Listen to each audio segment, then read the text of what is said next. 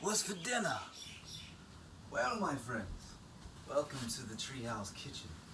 Please forgive the lighting, as we have a clear greenhouse style roof. Nonetheless, I want to share with you guys one of my go-to recipes, what I've kind of come down to as one of the most affordable and delicious and satiating meals while trying to keep things simple, which is a little difficult for me. I don't know if you noticed. Ground beef. It's cheap. I am extremely blessed to have an all grass-fed, pasture-raised, pasture-fed, hormone-free, antibiotic-free source of meat here. It comes down to about $4 a pound. It's the Wailua Beef Company here on Kauai, and they do a fantastic job. I'm really getting to be good friends with them. I go see them once a week, load up for the week. And so this here is half of a 2-pound bag. So this is a pound of ground beef. I've been consuming 2 meals a day, and I most often make what is called sous vide ground beef. So sous vide is a method of preparation created by the French, and traditionally it is a hot water bath where you would put the meat inside of a plastic bag and submerge it in hot water. They're very specific with the temperature. Now, thankfully, we have the technology of silicone, so you don't have to worry about the leaching of plastics in relation to the heat getting into your food.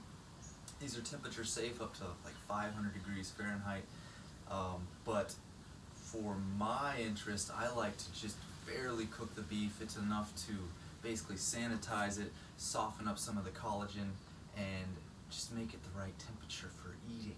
So 130 degrees appears to be the lowest temperature you can cook and sanitize food at. Now, it's a time and temperature matrix, and at 130 degrees, it takes approximately 1 hour to sanitize about an inch thick cut of meat. You could put a steak in here, you could put ground beef in here, as long as it's about an inch thick. If it's thicker, you need more time at 130 degrees. And that's 1 hour after the center has reached 130 degrees. So I tend to give it about an hour and 20, an hour and a half, depending on if I get it out of the freezer or the fridge. So this is out of the fridge, and I've been eating about 2 meals a day. I'll take a pound of ground beef and 3 ounces of beef fat. I only just recently started to get the beef fat after I became educated in the value of upping my fats. I was definitely higher in the protein department, and upping the fats has not only been delicious, but far more satiating, and I feel more stable energy, better digestion. Of course, it's something that should be titrated. You know, you raise it up gradually. I'm not a doctor. I am offering only my experience, and this is what I found works for me. So I take one of these sous vide bags, I put a pound of ground beef in there, and I chop up the beef fat into small cubes. I mix it all in this little bag, and I'm lucky enough that I have this Vitaclay pressure cooker. It's a pressure cooker with a clay pot. Now, cooking sous vide requires you to maintain a very stable temperature, and most appliances such as crock pots tend to go way higher than 130 degrees. So I'm lucky enough that this one, whenever it's set to warm, is about 135 degrees. So that's what I've been using. At one point, I'm going to get a proper sous vide setup. They have temperature controllers for just hot water baths, and it makes it a lot easier. So I'm going to have one of the links to the one that I'm going to score soon in the description below, as well as to this Vitaclay pressure cooker. Now, so I'll mix this up, put it in here, put it in a hot water bath, go about my day, go train, come back, get it. The cool thing about sous vide is that if you put it in there at 130 degrees, you could get it out 4 hours later if you wanted to, 8 hours later. Sometimes they leave them in there for 18 hours plus. I don't like to cook things that long, but you can leave it in there that long at a low temperature and it won't overcook your food. It'll stay the same level of doneness. So that's pretty awesome. So the timing doesn't have to be precise. I'll come back, pull it out of there, dump it in my bowl. Sometimes I mix egg yolks in it, sometimes I mix collagen powder in it. I'll put that sodium-potassium combination in there. I'll put the bone powder in there. About 1 teaspoon per pound of beef is what I've been doing.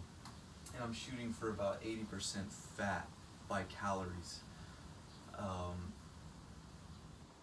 I found that ribeye actually tends to be right around that ratio, which seems to be ideal based on the research and human experience that we have documented. So I just have to kind of assume what the ground beef is at and then add in extra beef fat. The beef fat, I have to say, if you saute it, sear it, or even sous vide it, it is delicious. Like, if there is a level of awareness to where our bodies let us know what's ideal as a food, that tastes freaking ridiculous. So this is by far one of the most enjoyable diets I've ever been on, I have to say that, and most satiating, and it's extremely simple. I'm extremely grateful, and this has been my process. Other than this, I'll get a steak about once a week. When I get to the level of financial feasibility, I'm definitely into doing ribeyes every day. I prefer the steak. But I get cheaper cuts like the chuck or the brisket, and I'll let them sit out at room temperature and just sear them. Maybe 30 seconds, 45 seconds on each side, and add a little fat because those are leaner cuts, and salt, and I'm good to go. It's that simple. I like to have it more rare, if not raw on the inside. Sear the outside just for safety's sake. Helps to kill any bacteria that might have started to develop on it. That's the thing with ground beef.